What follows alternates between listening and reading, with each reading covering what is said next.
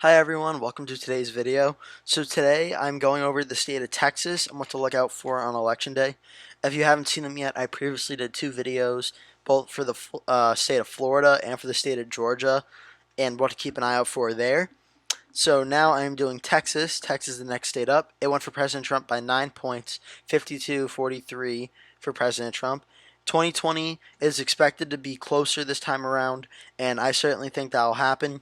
Combined with the Democrats' increasing population in the state of Texas, mainly from immigration from both South America, from Mexico, Latin America, also immigration from states such as California, the West Coast, East Coast, states where a lot of Democrats are leaving and still moving to these states but continuing to vote Democrat anyway. The polling data does show that definitely has played an effect on the state of Texas. So Texas has definitely been getting closer. So come election night, what are some things we're going to look for? Well, I'll start off with the Democrats again because that's what I've previously done in Florida and Georgia. The Democrats are going to try and focus turnout on the big cities. So they're going to be targeting Houston, Austin, San Antonio, Dallas, Fort Worth. They're going to go for El Paso. Corpus Christi does vote Republican typically, but for President Trump is very close. Look for the Democrats to try and make a play there. So the Democrats are going to try and get turnout in those cities. Texas also, a lot of these red counties, there's many small ones, but a lot of these counties have a lot of votes. Like Jefferson County, for instance, tiny county, that has 84,000 votes between Trump and Hillary last time. So these little counties throughout the state that many of them are rural Republican strongholds, but you will see some that are very suburban, very contested.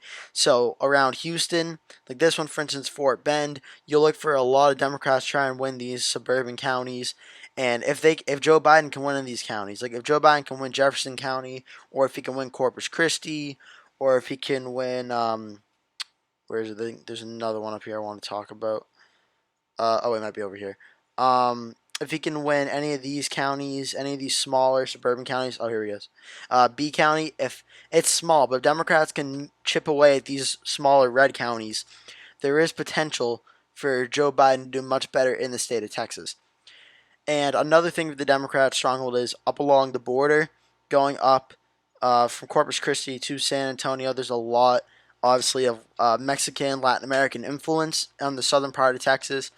So this is where a lot of Democrats, people who come here who vote Democrat, this is where a lot of population is down here as well. Um, yeah, it's like this is going to be a Democratic stronghold part of the state. Val Verde County, it's not really a swing county, it's more Democratic favored, but that could be a good indicator of how well Biden's doing if Trump's competitive in that county. Um, yeah, Presidio County, it's going to vote for the Democrats. Reeves County should, Culberson should, and obviously El Paso. Big percentage of votes for the Democrats. President Trump, for him to win Texas, he needs to run up the vote in all these smaller red counties, as he and pretty much every Republican has done for a very long time. The key is there are a lot of Republicans in Texas. There's probably still enough Republicans to carry Texas alone. However, the numbers are getting closer and closer every election, so Trump still needs to win all these rural red counties. He needs to do very well in Fort Worth. He needs to win Fort Worth to win, in my opinion.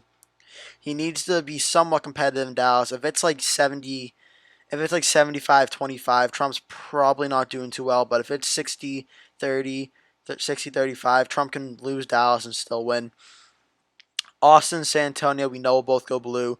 Houston, if Houston's a good indicator, if Joe Biden has better numbers than Hillary Clinton, that could be a big sign of issues to come for President Trump. If President Trump's running better in Houston, there's a good chance that he's more competitive in Texas and actually could be growing some numbers in the city. Um, Corpus Christi, as I kind of mentioned, is a good indicator for President Trump. If President Trump's losing Corpus Christi by a lot, that could show how immigration has impacted the state of Texas, and if President Trump's actually in trouble of losing it come election day. I think at this moment, despite what polling says, I think President Trump will win Texas. I believe he's up in the polling as it is right now. Texas, I think it's like the average is 2 or 3. I haven't checked in a while. I think it's 2 or 3 points. I think President Trump's definitely going to win Texas. He'll win it by a bigger margin than Ted Cruz did over Beto O'Rourke. I'm confident that. I think Trump will win it. Won it 9 points last time. Probably win it 4 or 5 points this time, maybe. It'll be the closest election to date, I think, in Texas in the 2000s, without a doubt.